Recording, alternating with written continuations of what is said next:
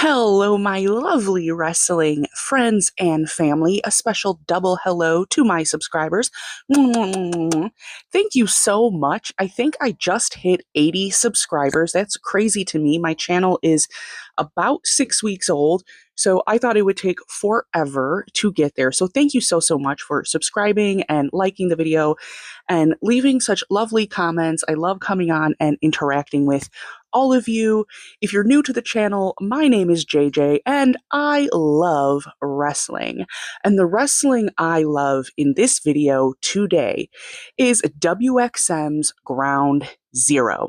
So, whew. If you're new to WXM, it is a wrestling promotion out of India. Right here on the channel, I have a couple of videos talking about WXM, but this particular video is a build-off of my last long-form video. It's about an hour long, and it is a full breakdown and review of WXM's pay-per-view, Powerbomb, that occurred last fall. And so this is the first video in a series where I will be breaking down WXM's current weekly show, Ground Zero, which debuted in December of 2025, with the hopes that by the time we catch up to where we are currently in the show, we will be inching closer to that pay-per-view that is supposed to be coming at the start of this summer. So if you've never watched WXM before, you're in the exact right place, because I'm going to start with the first and second episodes right here in this video. So let's go ahead and just jump right in.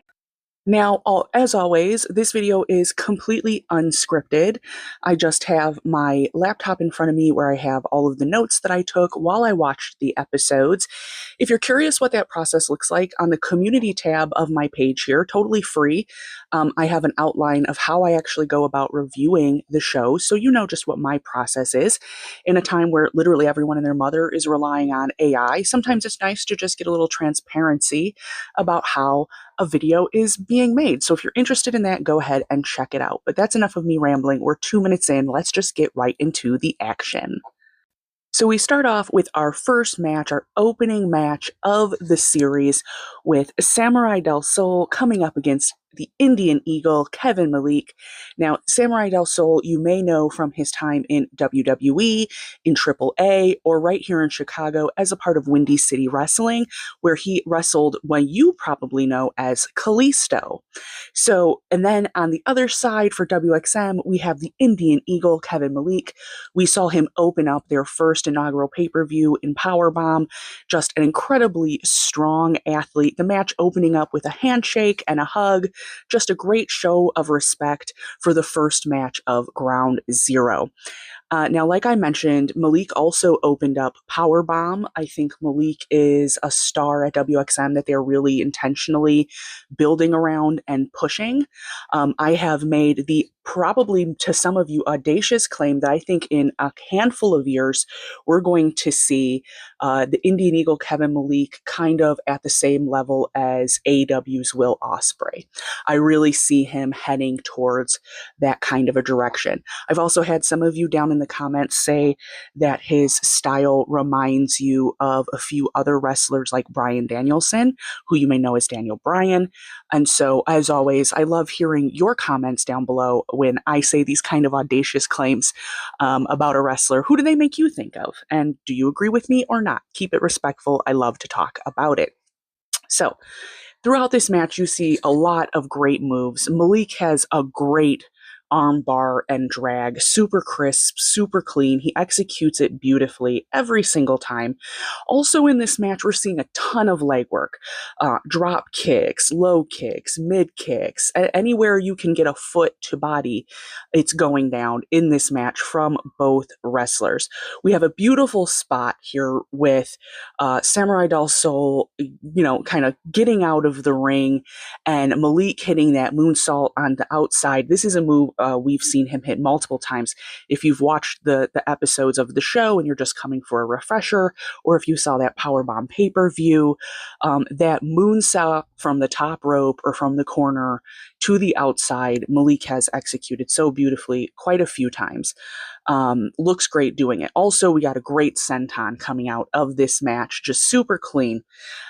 Additionally, had a great moment in this opening match where Malik catches Samurai Del Sol in a crossbody into another moonsault off the turnbuckle, getting incredible air. I'd say Malik's moveset feels less lucha. In the commentary on this match, they talk a couple of times about how they feel like Malik is matching Samurai Del Sol's kind of lucha moveset and how smart that is. But I think his moveset is a lot less lucha, and to me feels more like I said a moment ago, like the kind of aerials that Will Ospreay hits, where it's less about big acrobatics and it's more about fluidity of movement. And I think that comes from Ospreay's time training and working in Japan, where the aerials are just slightly different from that traditional lucha work that you see in traditions out of Mexico, like AAA and CMLL. Now, again, we see Samurai Del Sol in this match with a great, just beautiful, clean, twisted arm drag off of the turnbuckle. Samurai Del Sol still looks great in the ring. I think every single person he works with, he makes them look good, whether they need it or not. He just executes so well when he's working with other performers. I think especially younger guys and guys who are starting to kind of come up, because he can put on an excellent match and look good, has solid moveset still moves great, but always finds those opportunities to make the person he's wrestling with look super, super strong. That's that expertise that he really brings into the ring, that ring presence, that ring awareness that a lot of these guys will continue to get better at as we're watching WXM kind of get into its comfort zone as a promotion. We also saw Samurai Del Sol hit a 450 from the turnbuckle here. What Malik was able to escape that with a rope break. And during this match, you have multiple instances with Samurai Del Sol playing to the crowd chanting and singing, really having that lucha house party moment. I talked about this in my Powerbomb review, but I just think it's like so cool always to see kind of that international language that wrestling speaks to all of us. You can go to a city in the United States, you can go to Mexico, you can go to a city in Europe, you can go to a city in Japan, you can go right here to India, and you can see people celebrating and understanding that lucha culture through wrestling. And I just think that's super, super cool. Now, again, then we move into a Spanish fly from Malik. Super beautiful, super clean. This kid can truly wrestle. He takes that into a pin attempt, but it's a no-go. He then charges up that Indian Eagle power baby and attempts to get the last gear right there on Samurai Del Sol, which actually Samurai Del Sol turns into an attempt on a Salida Del Sol, one of his most powerful moves. No luck there. A series of exchanges between both men before Malik ends up getting that last gear in, his finishing move. Now, in my Powerbomb review, I think I might have actually called this the full gear. So my apologies there on getting that final move incorrect. I think this is a beautiful finisher from him. It fits his style perfectly. He gets really decent air on this move. He gets great spread. When he hits this move, it always does make me think of an Indian Eagle, right? He's hitting that spread. It lands really well. It just makes him look super strong. A great opening match. Like I said, I think Malik is on a trajectory to being one of the true great breakout stars of the promotion. I think he has great international appeal. I can see him wrestling and representing WXM in promotions all across the world. His moveset's really strong, it's really fluid, and I think it really fits nicely with a lot of the modern wrestling we're seeing today. Now, with that note, I will say, I mentioned in my Powerbomb video, he is one of the wrestlers that was hand-trained by Jeet. With Jeet's departure from the company, I'm hoping we'll get to see him stick around. So now we're going to move into our second match of that first episode. Now, this is a match between Jossan and Aryan. Jossan, the Baba Sher, the Lion of Punjab himself. If you saw my Powerbomb review or any of my shorts, you know I think this man is an absolutely massive, just beast of a man. He looks so incredible. He's very striking when he comes out. He really makes an impact on you. Now, Aryan, unfortunately, I'm not familiar with him. He did not get an intro package. That is one thing I'll say about WXM. is it broadcasts who's going to win a match when one person gets an entrance package and the other person's already in the ring. This is a universal truth about wrestling. We know, right? When someone comes out, we know to music and a video package, and then their opponent's already in the ring, and we're lucky if we get a hello from them. But I would love if WXM would at least take a moment to put their names on the bottom of the screen and give them just a one moment in the ring to just kind of acknowledge who they are. It would make it easier for all of us. And especially as a new promotion, you really want people to be able to easily keep up with and stay on track of who all the people are that you're seeing in the matches. So that's just my own little nitpick, right? But obviously in this match, huge size discrepancy. Jossan just throwing this man across the ring like a sack of potatoes on payday. Aryan doing his best to throw some of those moves. He really stuck in there. He really kept trying to get him. I have to say, he really, continued to show up for the match, right? There was great energy there. There was a little bit of humor there between these two wrestlers playing off of each other.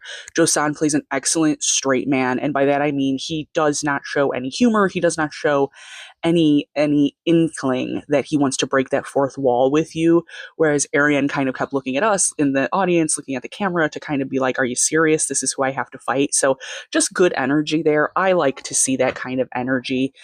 Aryan trying to throw those moves. Jossan eats every move this kid has to offer, like I eat Skittles candies, baby. Fast and aggressively. All right, we see an incredible German suplex across the entire surface of the earth by Jossan. I'm pretty sure I looked out my window and Aryan was flying above the United States, waiting to land back in India in the ring off of some of these moves Jossan was able to land on him. Now, he did get a few hits in. He got a really beautiful drop kick in on Jossan, so not discounting him at all, but a really fierce bear paw clothesline to Aryan's chest shut that down real quick. Then we had Aryan with a smooth jump off the turnbuckle, but unfortunately Jossan, big bulky juicy himself, caught him directly into a power bomb and a stomp, wrapping up that one. Just looking strong, looking great. Now, the pay-per-view really set up Jossan as being like one of the top three, one of the big beasts. He came in with 27 nicknames. They're letting you know this is clearly someone that you should keep your eye on. And in this first episode, they really did a good job of continuing that momentum with showing him as like a big bulking beast of the promotion. From here, we move into a segment with Dev. Now, if you're not familiar with the show, Dev is a classic archetype. He's kind of the slick, cocky, ladies' man figure with a heart of gold. I have a couple of videos where I talk about Dev on the channel, so go ahead and take a look at some of those. Now, so in this segment, Dev's on the couch, he's talking on the phone, he's got multiple cell phones. I couldn't tell you what he was saying because he was not speaking English, which I'm absolutely fine with, as I always say. But let me tell you something, I can read the tone of a man in any language, okay? And he was up to no good for sure. Definitely double teaming the ladies, acting slick, trying to pretend like he is not a born face with a heart of gold. They're really here trying to push that Dev is a heel. As the episodes unfold, we'll talk about that more, his heel work in the Zamindar gang. But just, a fun little segment showing you kind of Dev's personality and what he's getting up to behind the scenes to build out that character we were introduced to during the pay-per-view. And so that brings us into a great match here. We have a showdown between Culture Inc. and Jai Connection. Now, Jai Connection, made up of Balian Aki and Anthony Green. I have I've talked about them a couple of times here on the channel. Balian Aki is known from his work in Japan alongside his tag partner there, the Joshi wrestler Mei Sugura, who is also in WXM as part of Jai Connection. She is the J in Jai Connection. Aki is just an incredibly technically sound wrestler. If you saw my review of the PowerPoint, I talked about this. He has absolutely great bodily control, textbook striker, always looks good in the ring, always delivers. I think he has a great look too. And then Green, you might know from his time in WWE, NXT. He's did time in Japan. Really, he's been in about a dozen other promotions I can name, so you've likely seen him in something if you watch indie wrestling. So getting into this match, Malik from Culture Inc. getting great air. There was a ton of aerial work in this match. Aki and him really working well against each other in the ring right off the start. Green and Malik's partner locking into arm bars and submission holds. Now, I will say I'm not super familiar with Culture Inc., so I will try to do some more research there because I do believe we see them return in a later episode. But I will say they showed really incredible, strong, natural tag energy. I could tell they're really comfortable working in the ring together. They were able to get great air off each other. And throughout this match, you see a lot of really strong double teaming from them that gives the indication that they are locked in and have done this before. So if you have some recommendations for where you've seen Culture Inc. that I can check out, I would love for you to go ahead and drop those down below. Now, here and through the match, we see a lot of breaks, a lot of pin attempts, Aki getting thrown out of the ring, trying to come to Green's aid. Green spends quite a lot of this match laid out in the ring, in my opinion. Culture Inc. really taking a lot of these opportunities to bring that flair and personality. I liked this because we got to see Jai Connection in the pay-per-view. So we got to really see a really great match and see specifically Balian Aki and Mei Suruga take on Emi Sakura and Dev. And it showed really well how they work together, that beautiful tag team dynamic that they have from their time in Japan. So coming into this match, there were a lot of opportunities to give Culture Inc.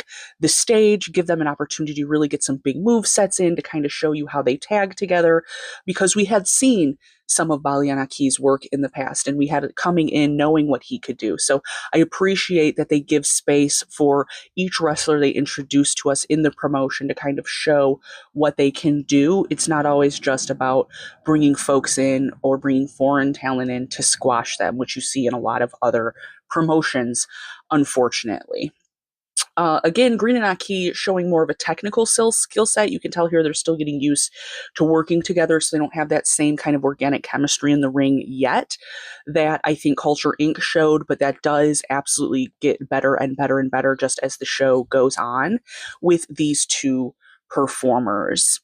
And then you see a couple of moves here where tag team partners using their partner as a weapon against another, some massive slaps to the chest, Eli Knight attacking the eyes, doing some of that dirty work in the match, into a great backbreaker by Aki into a pin attempt.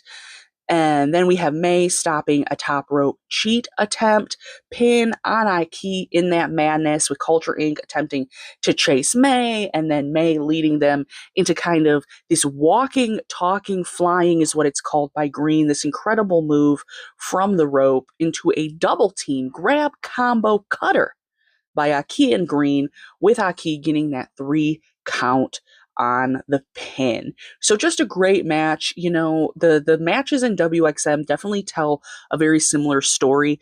They kind of come in with which each person kind of getting to know each other. It gets a little bit sticky, it gets a little bit hot. They have that classic, you know, is this person going to win or is that person going to win? And then those last couple moments of the match are always high impact. They really, you can tell these wrestlers really want to show you in the limited amount of time they have exactly why you should keep coming back. And then after this, we saw an incredible post-match promo cut by Aki with Jai Connection in the ring. I couldn't understand everything he was saying again, but I don't need to, because to me that message seemed pretty clear. They've wrestled all over the world, and now they get to wrestle here for this crowd, for this family. They've gotten that love from everyone. They fought for the opportunity to show what they can do, and now they're ready to get and give that love to you as an Indian local crowd. Getting the crowd amped up. Just a great match. So then in our ring swap, we get a little bit more backstage time. We see a little bit more of Dev getting his flirt on with Sanjana. And this is where we actually get that first reference to the Zamindar. Now, the Zamindar is one of the kind of big heel faction leaders in WXM. He shows up. I don't think we actually see him until the 6th or the 7th episode, just off the top of my dome. Somewhere around there is when we actually see him, but we do get segments talking about him as he's kind of building out his goals for people he's recruiting to his faction through Sanjana in these kind of backstage segments. Now, they want Dev to get a win for Zamindar in his coming match, but Dev just desperately needs a date with a lady. So he says that if he wins this match, he gets to go on a date with Sanjana instead. We need to get Dev a lady friend, and we need to get him one fast. It's clouding his head in the ring, which leads us into our banger match of the episode. Two of my favorites, Dev on one side, Neel on the other. This is my kind of match. I was locked in. Neel, just a hulking god of a man, coming out looking ready to just destroy everything he sees. Just an absolutely massive dude. He has muscles on top of his muscles. If you zoom in to his muscles, you'll see smaller Neels lifting weights 24 hours a day in his muscles. That's how ripped this man is. If you like big hulking wrestlers, Neel is the one for you. And then you have Dev there with his, pompadour broccoli cut, and his drip sunglasses and his denim ensemble. And we just have this kind of cocky lady lover character versus our gentle giant Neel, who doesn't have much to say because he doesn't have to. He just gets it done in the ring. Dev coming out, just taking his time with the crowd, schmoozing with the crowd. He eats that crowd up, like I like to say, like chips and salsa. He makes a mess. He leaves crumbs. He's going to take the time to make sure he's there and that you're taking a look at what he's got going on. And then Neel eats Dev. To me, Dev reminds me almost of an Indian Johnny Cage, the character from Mortal Kombat. He is exactly that character to me, that cocky, slick, always has something smart to say, is going to pull kicks and pose, wants you to know that he's there, and he thinks you should think he is both the best wrestler and the goodest looking in the promotion. And let's be real, he's up there. He's a good looking dude. And so his character work good, feels supernatural. Neel doesn't need character work. Honestly, as the episodes go, we start to hear from him a little bit more. We start to hear a little bit more promo work. And right now, he's just big, silent, and strong. And I think that really works in this first episode, especially up against someone who has so much personality like Dev. You're very naturally going to be rooting for one of these guys or the other just because of how different their gimmicks are. And that's what makes, I think, good wrestling. So, Neel comes into the ring. He looks at his opponent. His opponent falls over. That is the mentality we're going to go into this match. He immediately catches Dev attempting a crossbody and gives him a suplex right on out of that ring, popping up immediately, just looking cut. Dev tries to leave the match because now his back hurts. Relatable content. But Neel says that's not what we're going to do here. We get Dev coming in then with a little bit of revenge, a nice little hit on Neel, tossing him into the ring stairs and then tossing him back into the ring to hit what was essentially a people's elbow or three to the back of Neel's spine into that cover attempt. But Neel kicking out on a one. Ooh, you can't get Neel down on a 3 count on a people's elbow. Okay, the man eats elbows for breakfast. I'm pretty sure a big bowl of elbows. So then we have Dev landing some kickdown action in the corner when Sanjana comes out, I guess to give him some inspiration. This made me laugh. No shade at all. This is not me making a negative critique. It just made me really laugh that she came out with her purse under her arm.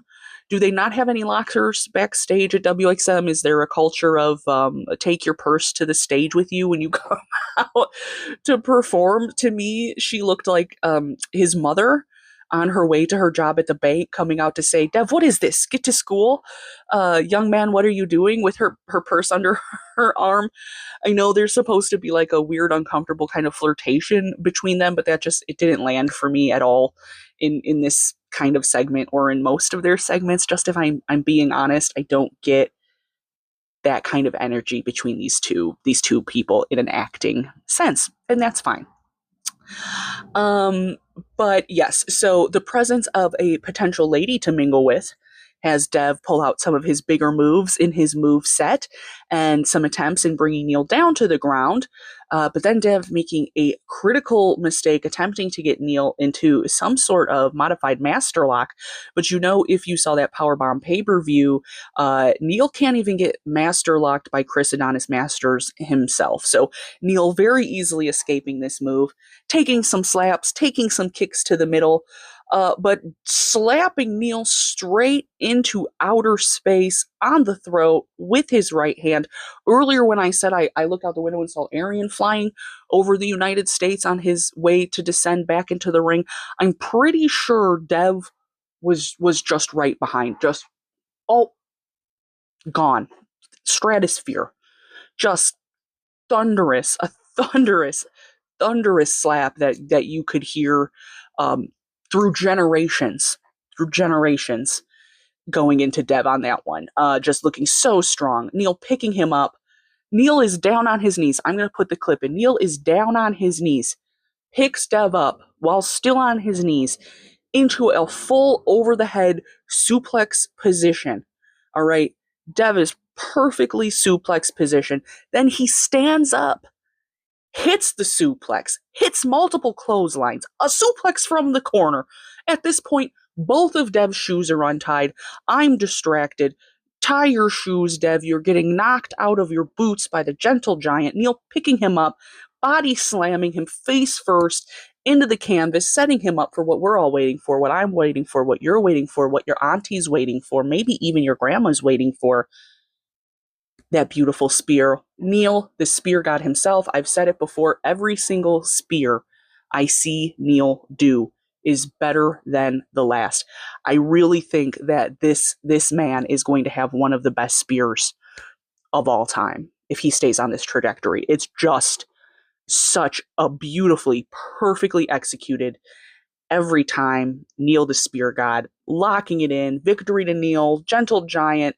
Dev rolls away, saddened, I'm sure, to lose his chance at another date. You hate to see a good one go down, but Dev, this one just wasn't meant for you. And then we kind of wrap the episode with a segment with the leadership team presenting that belt again. They had a presentation of it at the pay-per-view, but presenting it again for folks here watching the show. We have Bobby out there. I love Bobby. I love watching his behind-the-scenes videos here on YouTube. I think he has incredibly charming energy, but he doesn't come off like a CEO assistant character who's kind of chasing money or acclaim or just like trying to eat up screen time. I think it's like a really good layered character work. And I think that he does a good job of kind of representing us, the everyman who finds himself kind of plucked out of his life and into that world. And so I love Bobby. I've seen some criticism online of people who say they don't like Bobby's character or they don't want to hear Bobby attempting to speak different languages. Let Bobby live. He's funny. He has great fashion. He has impeccable hair. I think he's great. More Bobby. Bobby, Bobby, Bobby. We love Bobby on this channel.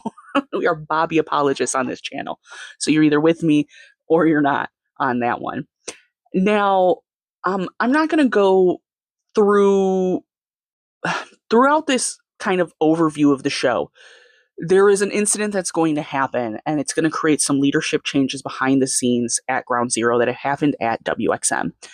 I'm not going to talk about that throughout my videos because I don't feel like I have a solid understanding that I'm able to easily fact check about what happened. I don't have any inside knowledge.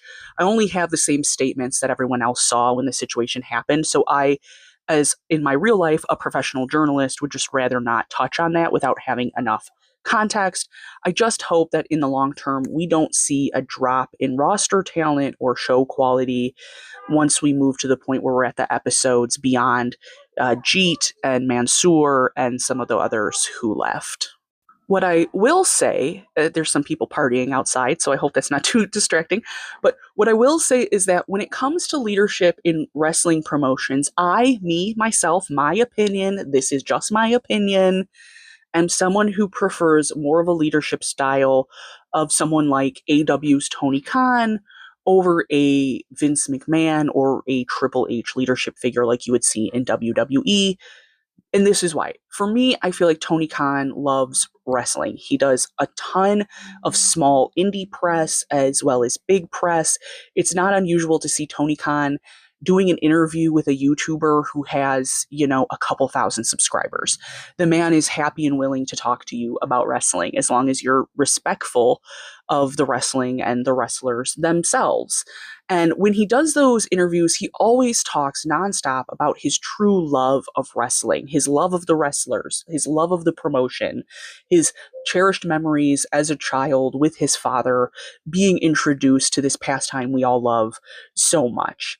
He doesn't use those opportunities, in my opinion, to talk about himself as a booker or as a leader or as a thought leader or as like a wrestling god. He always comes out off camera. I've been to multiple AW shows, very blessed to have had those opportunities. He always comes out off camera and thanks the crowd extensively. He gets people excited. He comes out and shares his crazy Doc Brown energy. He tells you how happy he is that you're there. He reminds you how much he loves the promotion and how grateful he is that we're all able to enjoy this wrestling together. But you almost never see him appear on the actual show. You almost never see his little feet come down the ramp and get in the ring. You almost never see him on a pay-per-view or even in gorilla position or in backstage footage. It's extraordinarily rare, and it's always very, very tied to a specific kind of storytelling when we see Tony Khan, and that kind of storytelling happens rarely, I think, in AEW. Versus and again, please don't come in the comments and drop hate, but I feel like that McMahon or Triple H mentality where the CEO or the head of the promotion or the head backstage should be just as big of a draw or a celebrity as the wrestlers themselves. And for me, I just don't like that. It makes it seem like the wrestling promotion is just a vehicle to exploit in order to get personal wealth or fame, which obviously it's a business, it has to make money, but it kills that feeling that this is a labor of love from a group of people who are truly love and are passionate about wrestling. So that's just my small thoughts on that. So for me, when it comes to Rishi, his appearances in the ring, his appearance in graphics, or just being overly visible is something that I understand because the promotion is new and you're proud to come out and share it and be a part of it. But I hope that it doesn't turn into Rishi mania. And I'm saying that with absolute love and respect. And I'm saying that as someone who does not want this promotion to get mad at me. But I like to be honest here on the channel. And when I have a little bit of a critical thought, I think it's important that we share it. That's how a promotion grows. That's how it gets better, especially in the beginning. In my personal opinion, I don't need to see Rishi every episode, and I don't need to see him in match graphics. I'm sorry. Much love and respect to you. You might be the world's biggest Rishi CEO fan, and that is your right. But over here on this channel, that's just my opinion. Moving on. The final moments of the episode, we have Raj the Maharaja show up with his absolute banger music because Jossan comes out to kind of, mean mug the belt, set up kind of that long-term storytelling that Jossan really wants that belt, which is then when we have Raj come out to kind of stare him down in front of the belt, setting up that long-term storytelling between the two of them that we do see continue through the episodes. And that, my friends, is episode 1 of WXM Ground Zero. In my thoughts, this was a great episode. I thought the pay-per-view was really fun. Because it did a good job of introducing you to who folks were and getting people excited about the fact that this promotion even exists. So a lot of pressure coming into that first weekly episode to kind of deliver on what that energy would look like. I think especially because the pay-per-view looked really professional. I think it looked a lot better than people thought it would in terms of production value. And so high expectation coming into the show about what that production value might look like. I think the show looks great. I think it looks exactly like a show at this point in its kind of trajectory with the kind of resources it has should look. It does remind me a great deal of AW Dark. So when AW was doing their weekly YouTube-based wrestling show when they launched their promotion, and great production quality. So I think the show looks great. It's not distracting to watch the show because everything is quality. The audio, the camera work, the lighting, the sound, the commentators. And the commentators do commentary in English. So if you're worried that there's going to be a barrier for you to the show because of that, there's not. The commentary on the YouTube channel for WXM Official is in English. They do sometimes cut promos in Punjabi or Urdu or Hindi, and there aren't captions on those.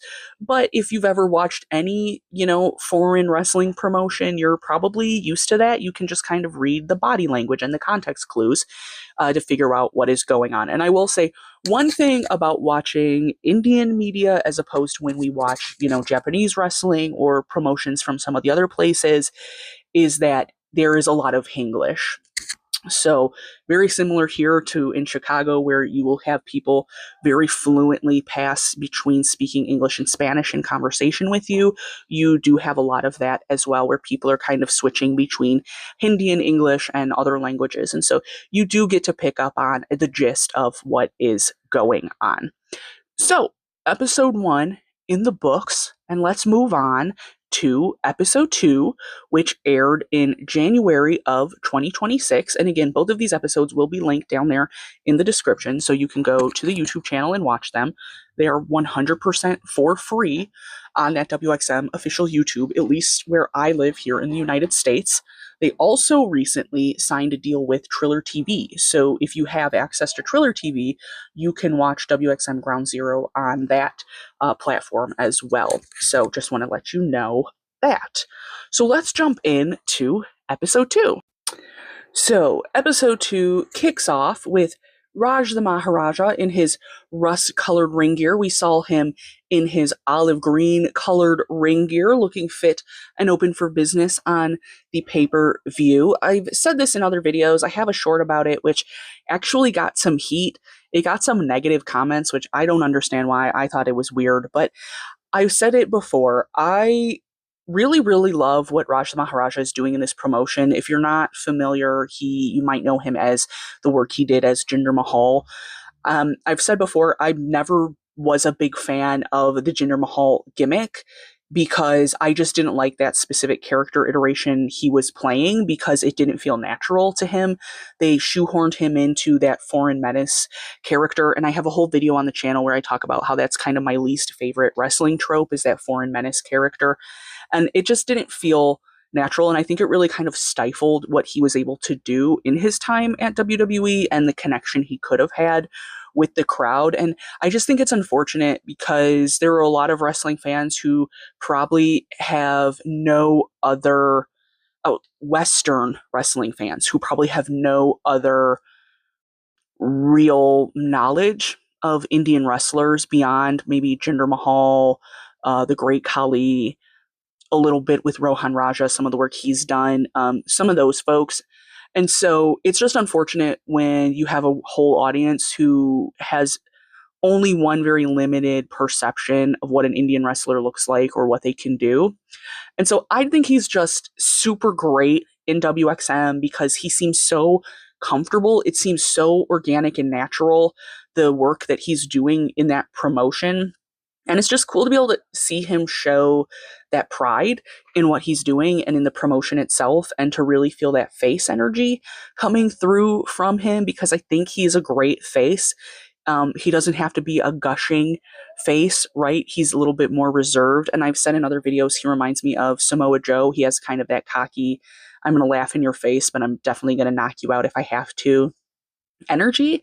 And so they bring him out here just to talk about the show itself, to get you kind of juiced up, promises that you're going to see great Indian homegrown talent and how those wrestlers are going to come on and bust their ass for you as long as you give them, the love that they deserve in return. And just a great reminder that these guys deserve and need our love here on social media. So take an opportunity to go and interact with their Go over to that WXM YouTube page, like and comment on their videos, check out that WXM YouTube community.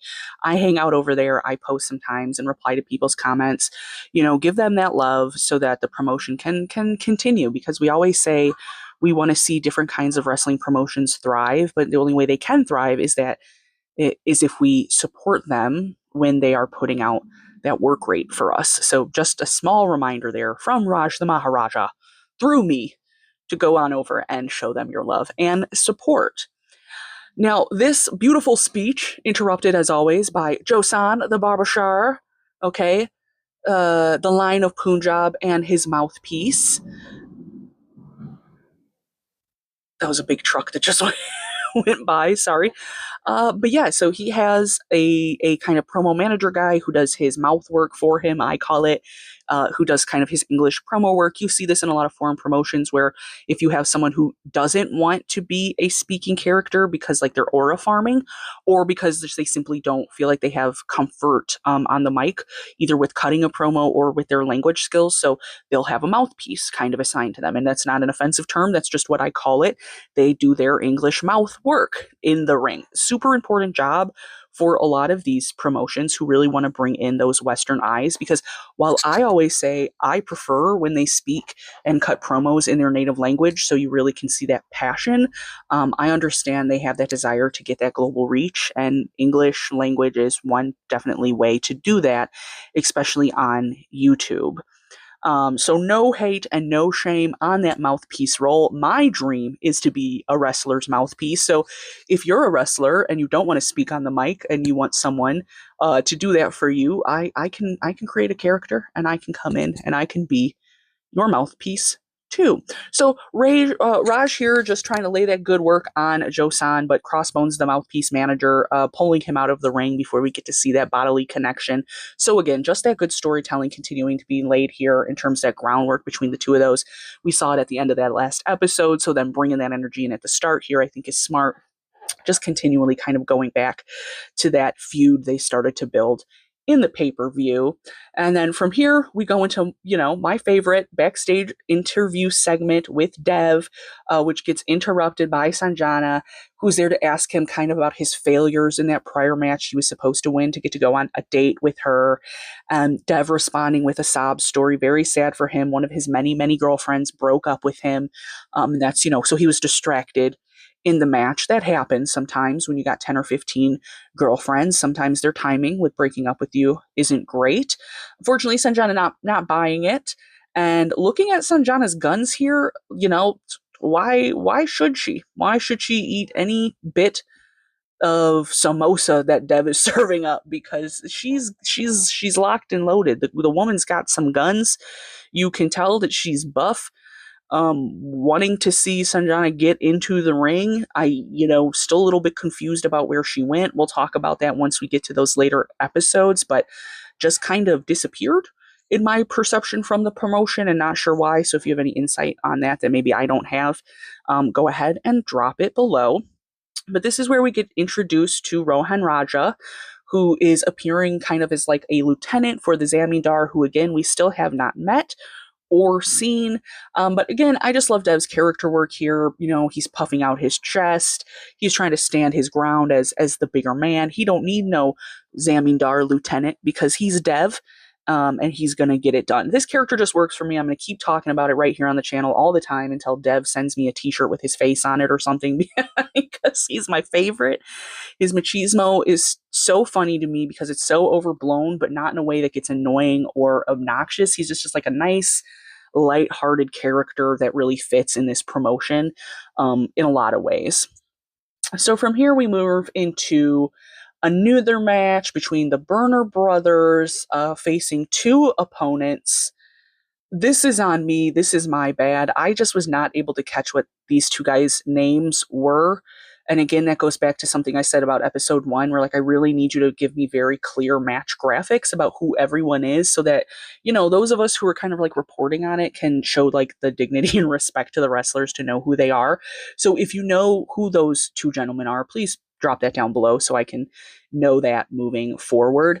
Burner Brothers, I say it every time, they remind me of the Mucinex monster. I don't know if you have Mucinex medicine where you are, but it's like a medicine that breaks up globules of phlegm from your lungs when you're sick. And in the commercials, there's these giant green blob monsters who live in your lungs. They're the Mucinex monsters. That's what these two guys remind me of. This is a wrestling trope that is in every single American promotion, this kind of character work. So it's something I absolutely understand and I'm very familiar with. I know a lot of people love this particular kind of like gross, big, gross American guy kind of character trope. It's just not for me. It's just not for me. No offense, all love. This is not any hate towards the Burner Brothers. I'm not insulting their look. I'm not trying to be rude. I look like a Mucinex monster myself. It's just this particular character work has never really appealed to me. And that's fine, because I'm sure it appeals to lots of people, and that's great for them. And I'm sure they're lovely, lovely men outside of the ring, but they do win this match with a Riz bomb. A good introduction to them in this part of the promotion as some Western talent, kind of filling that stereotypical Western role of like two big, juicy, hefty boys who aren't very smart, who might smell a little off, who are there to just throw you around. So, not my favorite, but they get it done like always. We will see them multiple times through the rest of the promotion as well. So if you're a Burner Bros fan, you're in luck. Now, I will say sometimes on social media they snafu and they title them Stoner Brothers. That's because in real life their name is Stoner, and so I think it's just a little editing error that's happening behind the scenes. From here, we move into a video package about the Indian Eagle, Kevin Malik, who we've already talked about pretty extensively at the start of this video. I loved this. I personally love seeing these kind of packages on characters where it makes sense to break that kayfabe.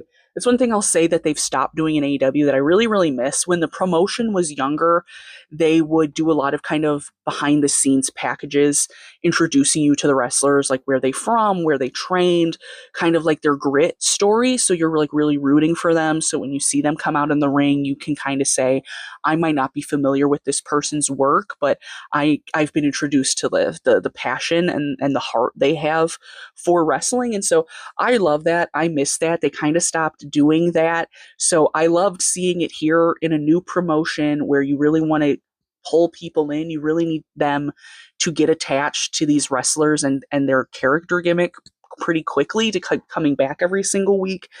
And so I loved this.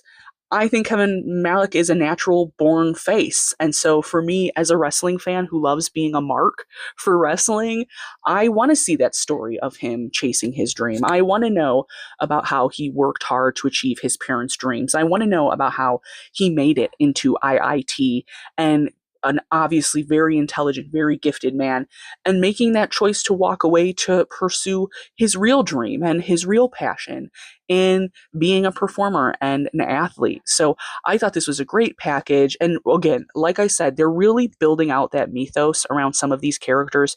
You can tell who they are really pushing to kind of be their main pillars of the promotion early on. And Kevin Malik, I think, is obviously one of those pillars. And I think that makes perfect sense to the point where in the fantasy booking I'm working on between AEW roster and WXM roster, there's just so many people already that I would love to see Kevin wrestle with on the Western side. And so would totally be excited to maybe one day see a little bit of that cross promotion happening, because I know AEW does love to work with global promotions. So yeah, loved that so much. Moving into a match between Avi and Rohan Raja, who I talked about before. Avi's super popular with the crowd. I'm not very familiar with his work, so I would love to know more from you in the comments. He's got the Goku attire on. He's got super cheerful, high energy, versus Rohan Raja, who is someone like I've said, I am familiar with work he's done in a couple other different promotions, including AEW. So he's just a foil here, bringing that bad guy energy. It's a good match because of that foil energy.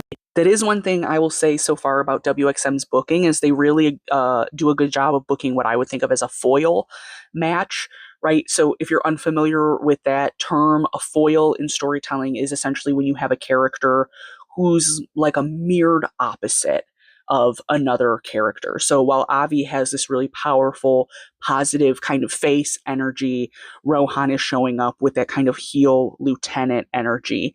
And so they play against each other really well for that storytelling, because tale as old as time. Do you root for the bad guy because it feels good and like you're not supposed to? Or do you root for the good guy because you know that's who you're supposed to root for at the end of the day? I think that's some of the fun of watching wrestling. But in this one, Rohan wins with his beast finisher. This is a great finisher. After a side ring distraction from Dev. This is a great match. I didn't take too many notes during this one because I was watching it. So go ahead, with all of these matches, check out the episodes, take a look at those movesets, and then let me know what you think down below. So from here, we move into Venomous coming out full Mortal Kombat. He's got the Mortal Kombat looking graphic video package. He's in full body ring gear, covered almost absolutely all of his skin, serving full Mortal Kombat realness, in my opinion. Now, I've shared my thoughts before in the WXM YouTube community. I do have worries about this kind of ring gear, and this is not a hit on Venomous at all. It's mostly just that this kind of face gear that isn't like a lucha style mask that has a lot of straps. I've just seen this kind of face gear cause a lot of people problems in the past in different promotions because it can slide and it can dig. And sometimes this kind of gear puts too much pressure. The straps put too much pressure in kind of the sinus area, which can cause breathing issues during the match. And then sometimes it can kind of slip up into the sight line and cause some issues with being able to see, which obviously is going to create safety issues when you're flinging other men around the ring, right? And so I do have a little bit of concern there. There are a couple of times I've seen Venomous in the ring where I thought it looked like his ring gear was kind of fighting against him. And I would love if they change it. I get people get very attached to their ring gear. They get attached to their gimmick. But I'm seeing a lot of people making kind of similar comments online that they worry that the ring gear is kind of holding back his abilities. And if you want to do a full cover face type gimmick, Mortal Kombat gimmick, you can absolutely do that. I'm not opposed to that. I just think this particular gear is causing him some problems that's going to prevent him from getting as big as I think that they are pushing him to be. Beyond that, Faraz, his opponent, unfamiliar with him. This is my first time seeing him. And we have Venomous really dominating most of this match with some whips, a nice exploder into a pop-up early in the match, a neck breaker into a pin, but he breaks the pin himself, Venomous, because he wants to just continue beating down Faraz. This is that kind of a match, very abusive. We hit him with a flying knee that he calls the antidote, one of his finisher moves for that pin and a win. And what made me laugh here is when he won the match, a voice came out of nowhere and said, "Feel the venom." And again, it just really, really reminded me of Mortal Kombat. No one else got a when they finish a match, do they get a flawless victory kind of over voiceover. So I love Mortal Kombat. I'm a huge Mortal Kombat fan. Side note that nobody cares about. For 2 years running, I held all 10 top positions on the Mortal Kombat 2 and Mortal Kombat 3 arcade machines at the bowling alley by my house. So sorry. So if you were trying to play Mortal Kombat in that bowling alley, sorry I smoked you to the grave and back. So not hating on that Mortal Kombat love, I love that kind of a character gimmick. That is something you see in AEW quite often, where they will do anime gimmicks, manga gimmicks, movie gimmicks, where the wrestlers are really dressing up to show you kind of what their nerdy interests are as well. So not opposed at all. It just made me laugh when that voice came out of nowhere and said, "Feel the venom." Do you like that? Does that work for you? I don't know. Tell me below what you thought about that. So from here, we move into our next match. Now, this is BTB, which is a duo of Ragnar, which we saw in the pay-per-view. Great showing.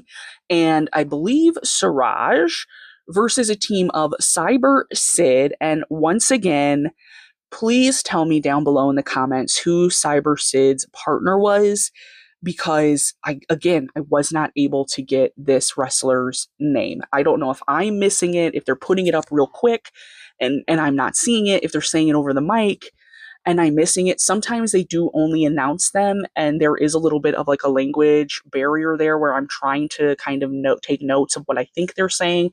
I don't want to offend people. I don't want to call people by the wrong name. I don't want to mispronounce everyone's names. I try really hard to get the pronunciation so I can show respect to the wrestlers who are putting their bodies on the line. So please tell me who Cyber Sid was matched with in this video so I know going forward when I see him. Now, Regner we saw in Powerbomb, that pay-per-view, against Jossan. He looked great. I remarked that during that match, he did lose to Jossan, which made storytelling sense for how they're building up Jossan, but he definitely did not get jobbed out in that loss. He looked really strong. He had great ring presence, and we see that again here in his partnership with Siraj, just looking really good and strong in the ring. And then Sid, again, I've talked about him a couple of times. That's this character, Cyber Sid. He claims to be a hardworking IT man who works for IT in behind the scenes at WXM. So he always comes out in his IT office clothes and then rips his shirt off. Just a traditional kind of fun character we occasionally see in Western wrestling. In AEW, we don't see him very often anymore, but there was a character who was like an audio tech IT guy who would come out and rip his pants off and wrestle oiled up in a thong. So you do see that character showing up, done a little bit differently here in WXM though. So yeah, Sid coming out, looking strong, thicker than a double stuffed burrito. He's super jacked in the shoulders, super strong up top.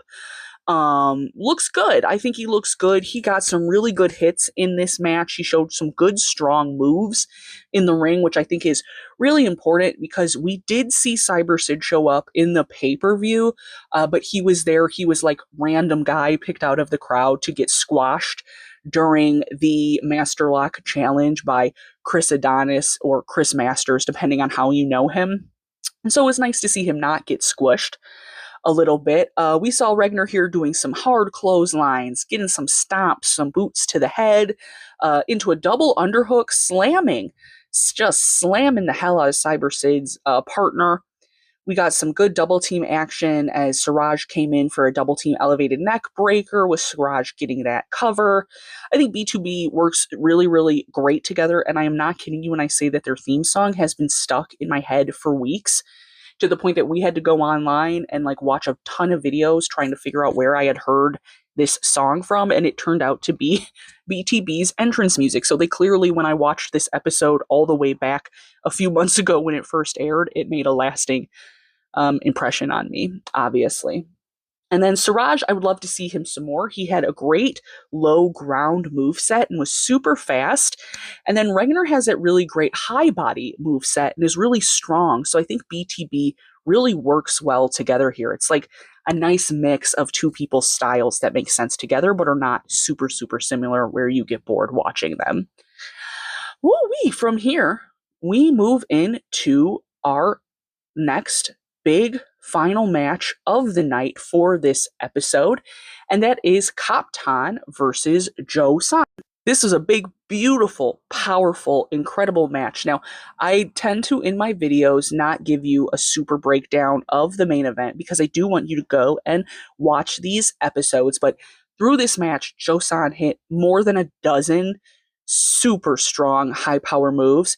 Kaptaan also looking strong, able to break through for a couple of big spots in the match as well. Again, these are two of the players that WXM has kind of told us we need to look at that are supposed to be kind of big names in the promotion. And so one of them has to lose the match. But again, doing a good job here of neither one looking weak, neither one looking jobbed out, which I think is great at the start of a promotion.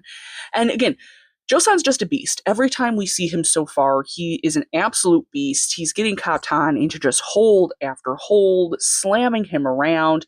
Kaptaan fighting back, but getting suplexed over his own head by Jossan, who's just looking so big, so huge in this match.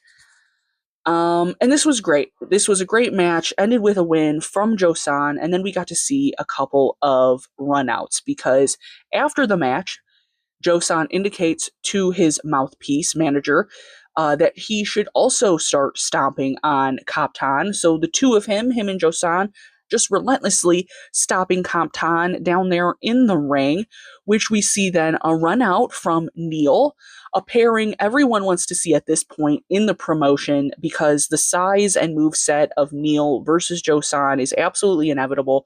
This is just two big hulking bits of man meat who are ready to throw down against each other, which they do. And then Dev runs out to attack Neel alongside Rohan, Raja. So we just got everyone out there beating up everyone. When Raj comes running out, now in the military blue ring gear, looking good, looking slick. Oh my God, laying Dev out on the ramp. Dev ran out there like he was about to do something, say something, be something with his life, and instead, Raj the Maharaja put him in the grave. He clotheslined this man into the duat. Rest in peace, Dev. Dev was just laying there, holding his neck. Just poor Dev. We're going to see a theme with Dev over the course of these episodes. I don't want to give too many spoilers away, but there's a reason where many of us think that Dev is headed to a face turn as we move forward into the promotion. So yeah, get used to seeing Dev laid out pretty brutally. So yeah, the bad guys run out of the ring to escape Raj while the good guys stand victorious in the center. Beautiful classic end to a wrestling episode here. Again, this episode just bringing us through a little bit more of that storytelling they're trying to build up. They're starting to tell us, these are the good guys, these are the bad guys, these are the people who are going to be working together, these are the storylines that we're going to be telling you. In these first couple of episodes, they're really laying that storytelling foundation for what we're going to see in the long term. Overall, I thought this was another great episode. I love these runouts at the end. Some people don't like it. Listen, on this channel, we love a good after-match runout. It never makes sense to me across any promotion. After a match, the person who lost the match is getting beat up in the ring, and no one runs out to save them. It never makes sense to me, especially when it's a wrestler who has like a tag team partner or who is a part of a faction or, is like a locker room leader. It makes absolutely no sense that someone would not come out and jump in and throw those bones. So I personally like to see that kind of storytelling because it adds a layer of realism to me. It adds a layer of that kayfabe that I love and that I really enjoy in my wrestling. So loved the run out, loved the chaos ending. Another great episode. And with that is going to wrap up this very long video. I hope that this was a good introduction to you of what went on in those first two episodes. Obviously all of the photos and the videos clipped directly from those episodes all are the property of WXM. I absolutely recommend you go ahead down into the description and check out those links and go watch the episodes in full for yourself. Leave a like down there for them, leave a comment, boost what they're doing so they can keep doing it. And if you want to do that here, obviously I would love that as well. As a small channel, your likes, your comments, your shares really do mean a lot to me and the YouTube algorithm. Very excited to see the channel grow. And, according to my analytics, almost 30% of my viewers come from looking for WXM content. So absolutely we'll keep presenting that to you here on the channel. And additionally, my viewers are 5% from India. So loving getting to cover the promotion and then talk about it with you in the comments, especially because you all have a great understanding, obviously, of some of the things that they're talking about that I'm not able to understand because of the language barrier, some of the cultural nuances I might not be familiar with, and also just because it is really hard for me here in the States to find media that's covering WXM. And that's covering, the wrestlers and their backgrounds. And so I do have a little bit of a difficult time sometimes finding the information that I would like to be able to share with you about the wrestlers' backgrounds and some of that character work they're doing. So I always love hearing from my Indian viewers down below in the comments because you always bring such great positive energy to the channel and really help me to understand better. So thank you so much for that. With that being said, that's another episode. Thank you for joining me here on JJ Loves Wrestling, where I just love wrestling and I love talking about it with you. I will absolutely see you in the next one. We will have a episode, another two-parter. We'll cover episodes 3 and 4 in our next long-form WXM review channel episode right here on the channel. Also, a couple other things coming if you are a WXM fan.